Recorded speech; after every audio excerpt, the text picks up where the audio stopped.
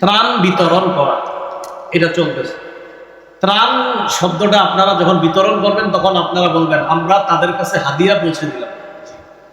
আর যাদেরকে দিচ্ছি তাদের ছবি তোলা অতটা দরকার নাই। এখন অনেক সময় এমনও মানুষ থাকে ওখানে যিনি আসলে কিছুদিন আগে কোটিপতি ছিল, লাখপতি ছিল, এই বেচারাও আপনার কাছ থেকে আজকে পরিস্থিতির শিকার এই জিনিসগুলো গ্রহণ করতেছে।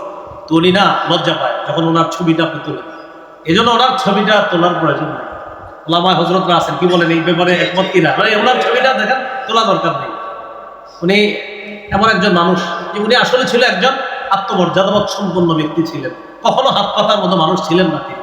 তো যাই হোক, এই পরিস্থিতি হয়ে গিয়েছে, এই জন্য আমরা ওখানে গিয়ে ঠিক আছে যে অমুক এলাকায় আছি আমরা ত্রাণ দিতেছি এতটুকু ঠিক আছে, কিন্তু এমন এমন কিছু মানুষ আছে যাদের ছবিটা যখন আপনি তোলেন তারা লজ্জায় দেখা যায় অন্যদিকে তাকিয়ে থাকে, নিচের দিকে। তো এই কাজগুলা থেকে একটু সতর্কতা অবলম্বন করা। আল্লাহ আমাদেরকে কথাগুলা আকল দিয়ে বুঝার তৌফিক দান করেন। তো ত্রাণ সহায়তা প্রদান করা এটাও কর্তব্য, এটা উচিত। আলহামদুলিল্লাহ এই ব্যাপারে উলামায়ে কেরাম সহ সবাই এগিয়ে আসতেছে, যথেষ্ট সহযোগিতা তাদের পর্যন্ত পৌঁছে দিচ্ছে। আল্লাহ যেন আরো বেশি বেশি তাদের এই খেদমত করতে পারে, উলামায়ে কেরাম সহ সবাই যেন খেদমতগুলো করতে পারে, আল্লাহ তৌফিক দান করেন।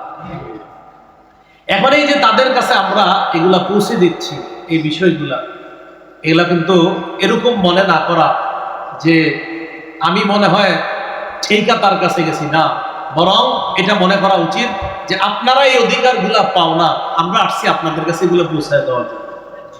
সহিহ মুসলিমের বর্ণনা 2699 নম্বর হাদিস, 2699 এই হাদিসের মধ্যে আছে ক্বালা রাসূলুল্লাহ সাল্লাল্লাহু আলাইহি ওয়াসাল্লাম, রাসূলুল্লাহ সাল্লাল্লাহু আলাইহি ওয়াসাল্লাম বলেন, যেই ব্যক্তি দুনিয়াতে কোনো একজন মুসলমানের একটা পেরেশানি লাঘবের চেষ্টা করে, কয়টা পেরেশানি?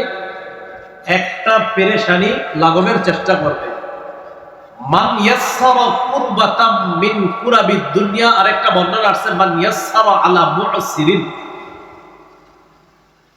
কোন মুসলমান যদি আরেক মুসলমানের একটা পেরেশানি, দুনিয়াবি পেরেশানি দূর করে, একটা দুনিয়াবি পেরেশানি দূর করে, আল্লাহ তাআলা কিয়ামতের ময়দানে তার কঠিন একটা পেরেশানি থেকে আল্লাহ তাকে হেফাজত করবেন। সুবহানাল্লাহ।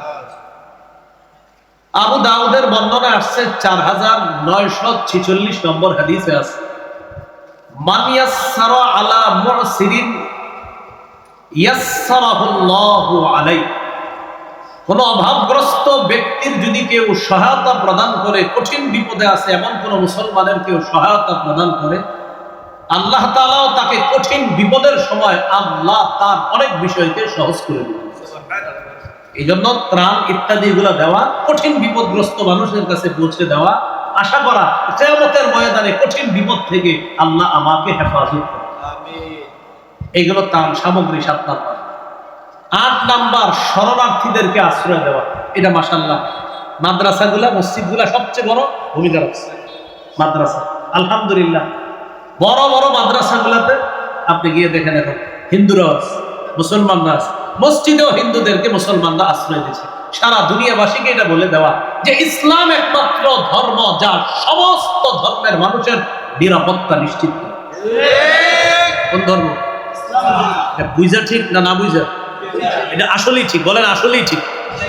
ইসলাম একমাত্র ধর্ম যেটা সারা পৃথিবীর সব ধর্ম বর্ণ সবার জাতি নির্বিশেষ সবার নিরাপত্তা নিশ্চিত করে। এটার নাম কি?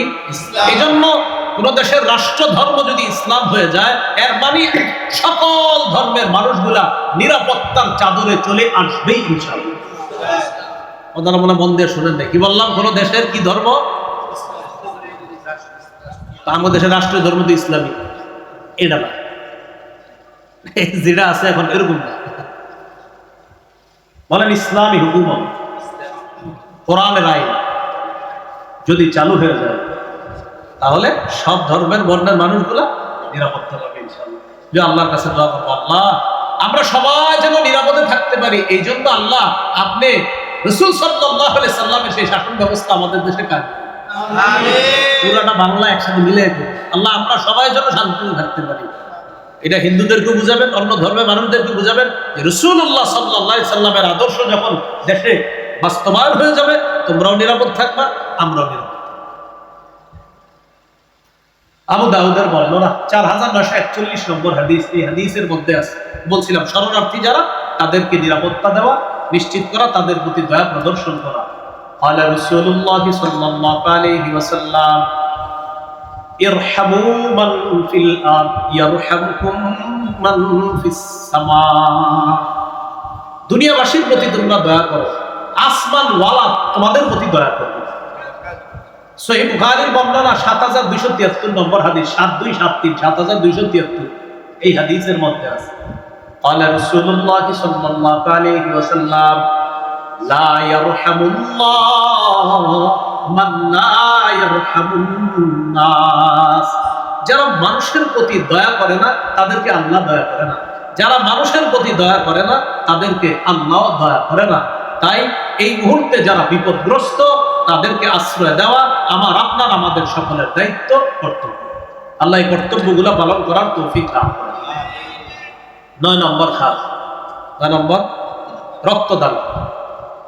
রক্তের প্রয়োজনে হতে পারে, ওলামায়ে কেরাম মুফতিয়ানে কেরামের ফতোয়া হলো প্রয়োজনে রক্ত দেওয়া জায়েজ আছে। যদিও অন্য অঙ্গ প্রত্যঙ্গ দেওয়া এটার ব্যাপারে আবার কঠিন মাসালা, অন্য অঙ্গ প্রত্যঙ্গ চাইলে দিতে পারবে না। রক্তের ক্ষেত্রে ওলামায়ে কেরাম বলছেন এটা দেওয়া যেতে পারে প্রয়োজনে, রক্ত দেওয়া এটা জায়েজ আছে।